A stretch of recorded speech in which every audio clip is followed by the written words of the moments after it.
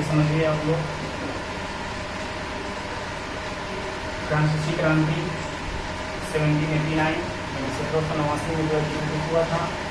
और आप यहाँ पे जो है कि सबसे पहले फ्रांसीसी क्रांति की भूमिका के बारे में समझिए, क्योंकि जो भी हमें टॉपिक पढ़ना होता है उनसे संबंधित हमें डेली को जानना बहुत जरूरी होता है, उनके कॉन्सेप्ट को समझना बहुत जरूरी होता है।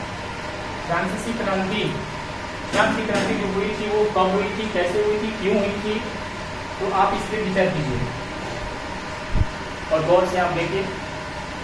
फ्रांसीसी क्रांति जब शुरुआत हुई थी तो उस समय जो है कि बास्टिल के दुर्ग में, यानी कि 1789 में बास्टिल का जो दुर्ग था वहाँ पर 7,000 स्त्री पुरुष जो भी हैं वहाँ पे इकट्ठे हुए थे। और इकट्ठे होने के बाद जो है चारों तरफ से क्या किए थे, उन्हें घेर लिए थे।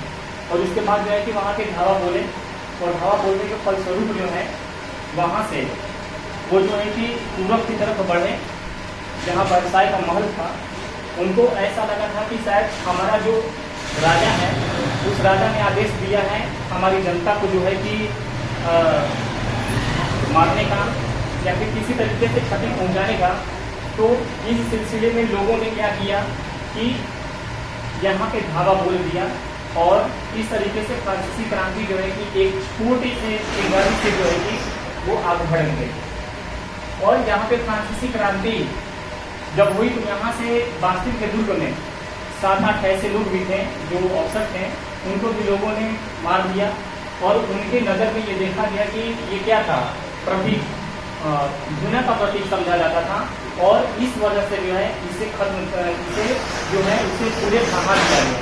और वहाँ की जो भी सारी चीज़ें मतलब ढहा दी गई तो उनको दिखाया गया कि अब जो है कि जो लोग सजोना चाहते हैं या संग्रहालय में उनको रखना चाहते हैं तो ऐसे लोगों को उनको क्या किया गया, बास्टिल के दुर्ग के जो भी मतलब पत्र दे गए थे उनको दे दिया गया। ठीक है, अब आप आइए 18वीं सदी के उत्तरार्ध में फ्रांसीसी समाज, 18वीं सदी के उत्तरार्ध में फ्रांसीसी समाज कैसा था। हम यहाँ ये देखते हैं कि 18वीं सदी के उत्तरार्ध में जो हमारा समाज था फ्रांसीसी समाज, वहाँ पे देखा गया है कि 15 के आसपास, लगभग में मैं बता रहा हूँ 15 के आसपास जो है उस समय फ्रांस की जो जनसंख्या थी वो 2.3 करोड़ के आसपास थी। और वही जो है 1789 में जो है कि वो जनसंख्या जो हो गई आपकी 2.8 हो गई। तो यहाँ पे 1715 के आसपास में जो जनसंख्या आपकी 2.3 करोड़ थी, वहीं पे आपकी जो जनसंख्या थी वह कितनी हो गई, 2.8 करोड़। और जब जनसंख्या बढ़ जाती है तो उसके फलस्वरूप अब क्या होता है, जो भी ग्रेन्स होते हैं, जो अनाज होते हैं, तो उनकी बढ़ोतरी नहीं होती है, फसल का उत्पादन ज़्यादा नहीं हो पाता है। इस वजह से जो है कि उस फील्ड में क्या होता है, नॉर्मली मतलब विद्रोह खड़े हो जाते हैं। उसको हम लोग जो है कि विद्रोह कहेंगे, विद्रोह जो है कि खड़े हो जाते हैं। और उसी के फलस्वरूप अब हमारे यहाँ पर क्या है, जीविका संकट उत्पन्न हो जाता है।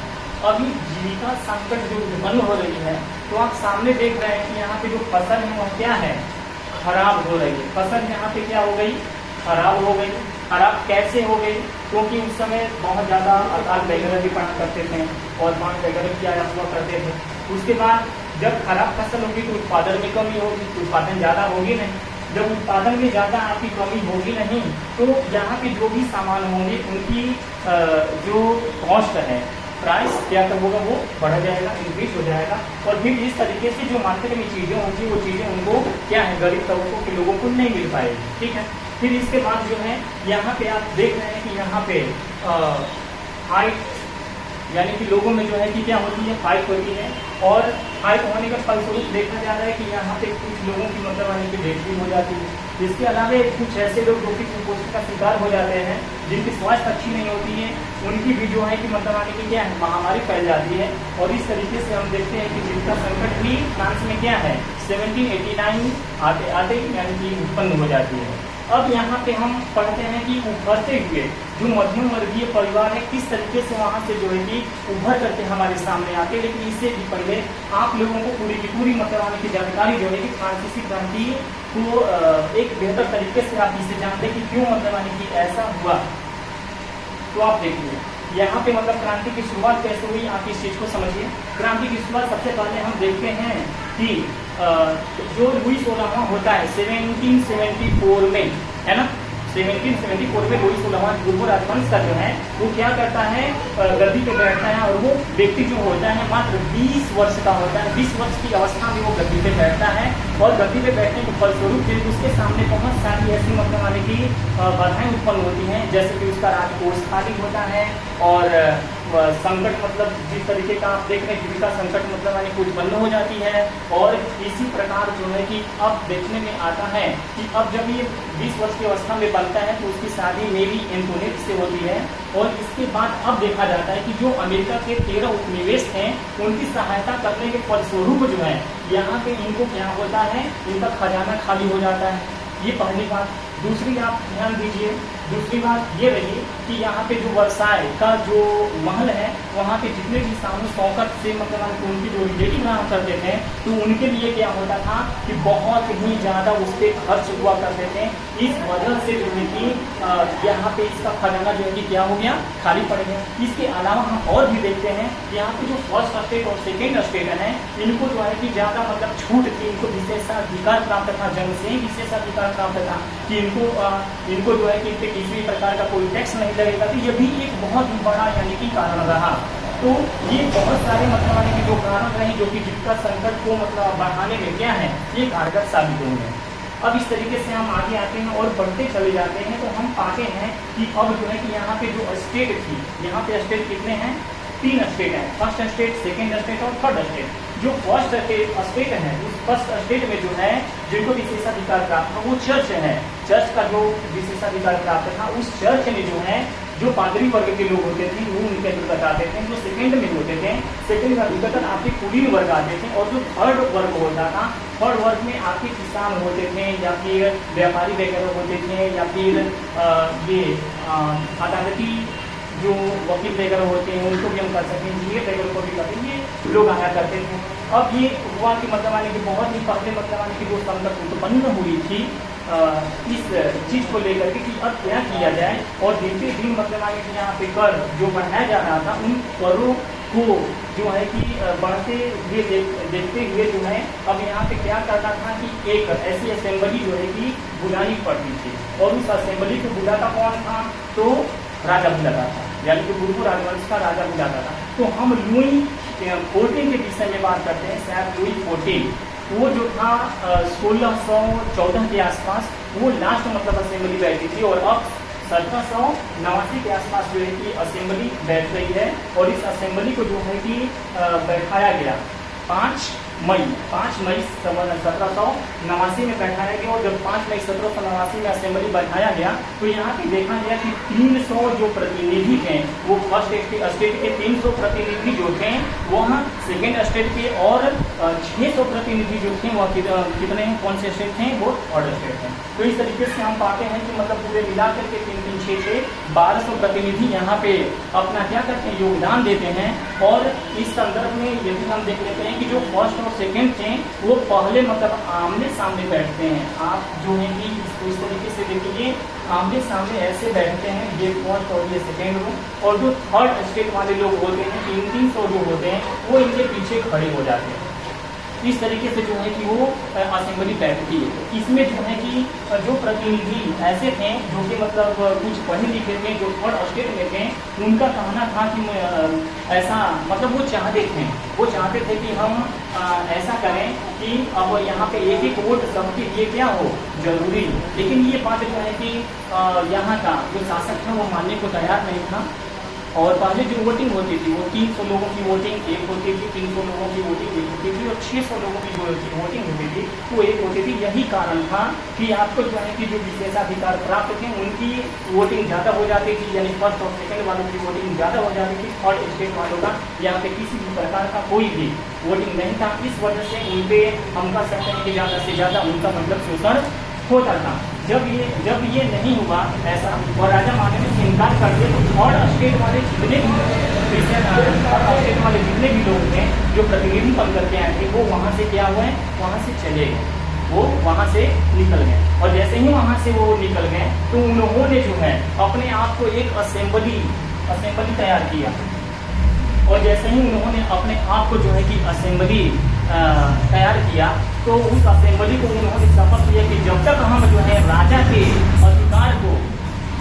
के अधिकार को जब तक हम कम न कर दें, तब तक हम अपनी मतलब कि ये जो असेंबली है, नेशनल असेंबली, इसको हम भंग नहीं करेंगे। अब यही कारण था कि अब जो है यहाँ पे विद्रोह होना आवश्यक था, और यही कारण है कि मतलब कि सुबह में ही यानी कि देखा गया कि मतलब कि राजा जो है कि अब ऐसा करने वाला है, वो जो है कि बाहरी राजा को मतलब बुला करके या बाहरी मतलब कि किसी राष्ट्र को बुला करके हम लोगों को क्या करने वाला है, हम पे जुल्म ढाने वाला है, हम लोगों को मरवाने वाला है। इस वजह से जो है उन्होंने क्या किया, पहले ही विद्रोह खड़ा कर दिया, और इस तरीके से आपका मतलब फ्रांसीसी क्रांति की मतलब की भूमिका यहीं पे तैयार होती है। और 18वीं सदी के उपरांत में हमने देखा कि किस तरीके से फ्रांस जो है फ्रांसीसी समाज रहा, और इसके बाद किस तरीके से जीविका संकट आपको जो है कि फ्रांस में उत्पन्न हुआ, और इसके बाद आप देख रहे हैं यहाँ पे किस तरीके से यहाँ पे ये चीजें हों। हाँ, एक बात और भी देखिए, उभरते मध्यम वर्गीय परिवार, हम ये भी देखते हैं कि अगर इस समाज में फर्स्ट स्टेट, सेकेंड स्टेट और थर्ड स्टेट में अगर थर्ड स्टेट को लिया जाए, तो अगर यहाँ पे मध्यम वर्गीय परिवार अगर उभर करके सामने नहीं आता, ये कैसे उभरा इसको भी आप समझें। हम यहाँ देखते हैं कि यहाँ पे बहुत से लोग मतलब के व्यापारी भी होते हैं, वो व्यापारी लोग जो क्या करते थे, व्यापार करते थे, उनसे जो मुनाफा हुआ करता था उसको क्या करते थे, अपने पास रख करके अपने बच्चों को जो है कि बहुत ही अच्छे मतलब जो है कि यूनिवर्सिटियों में पढ़ाया करते थे, और वही बच्चे वहाँ से निकल करके क्या हुआ, इस समाज में आया, और समाज में आने के बाद जैसे में हम लॉक का नाम दे सकते हैं, हाँ, रूसो का नाम दे सकते हैं, मोंटेस्क्यू का नाम दे सकते हैं। लॉक ने तो साफ साफ आपको बोल दिया कि यहाँ पे दैवीय सिद्धांत और निरंकुशता मतलब जो है कि नहीं चलेगी। यहाँ पे दैवीय सिद्धांत को उन्होंने क्या किया, खंडन कर दिया। दैवीय सिद्धांत जो है कि हम लोगों ने पढ़ा रखा है कि मनु के अनुसार जो है कि कहा गया है, मनु ने कहा था कि मतलब इसमें दैवीय सिद्धांत का तात्पर्य हम आपको ये बता दें कि कहा गया है कि भगवान ने हमें मतलब राजा को प्रतिनिधि के रूप में बना करके क्या किया है, यहाँ पे भेजा है, और यहाँ पे भेज करके उन्होंने कहा है कि तुम पूरे मतलब की प्रजाओं का क्या करो, देख रेख करो, है ना। तो ये क्या है, दैवीय सिद्धांत किसी को बोला जाता है, और इस तरीके से जो है उस सिद्धांत का खंडन इन लोगों ने किया, किसने, लॉक ने किया। जिसके बाद रूसो आए, रूसो ने भी मतलब कि सामाजिक दायित्व को जो है कि अपनाया। उन्होंने कहा कि यहाँ पे मतलब सामाजिक दायित्व होना चाहिए, सबका मतलब कि वोटिंग होनी चाहिए, सबके वोटिंग का जो अधिकार होना चाहिए वो बराबर होनी चाहिए, है ना, और समानता का मतलब के अधिकार को भी उन्होंने बंधन कराया। और इस तरीके से हम देखते हैं कि अब मॉन्टेस्क्यू भी आते हैं, और मॉन्टेस्क्यू भी मतलब कि जो है कि इन सारी चीज़ों का जो मतलब निरंकुश राजा हैं उनका क्या करते हैं, उनका भी खंडन करते हैं। तो इस तरीके से जो है कि इस समाज में यानी कि फ्रांसीसी समाज में ऐसे ऐसे लोग उभर करके हमारे क्या हैं, सामने आए, और जैसे ही ये लोग उभर करके हमारे सामने आते हैं, तो इस तरीके से ये जो नेशनल असेंबली है, वो नेशनल असेंबली क्या है, एक तरीके से मतलब कि राजतंत्र को खत्म करके और यहाँ पे जो है कि लोकतंत्र को क्या करती है, सामने लाती है। और इस तरीके से मतलब कि बच्चों आपने समझ लिया कि किस तरीके से जो है कि राजतंत्र को यहाँ से हटाया गया, और किस तरीके से लोकतंत्र को यहाँ पे क्या किया गया, लाया गया। तो क्या आप इस चीज़ को अच्छे तरीके से समझें? अगर समझ लिए तो अच्छी बात है, न समझे तो हम आपको मतलब फिर से इस चीज़ को मतलब कंसेप्ट को रिपीट करें, और फिर से आपको जो है कि हम बताएं।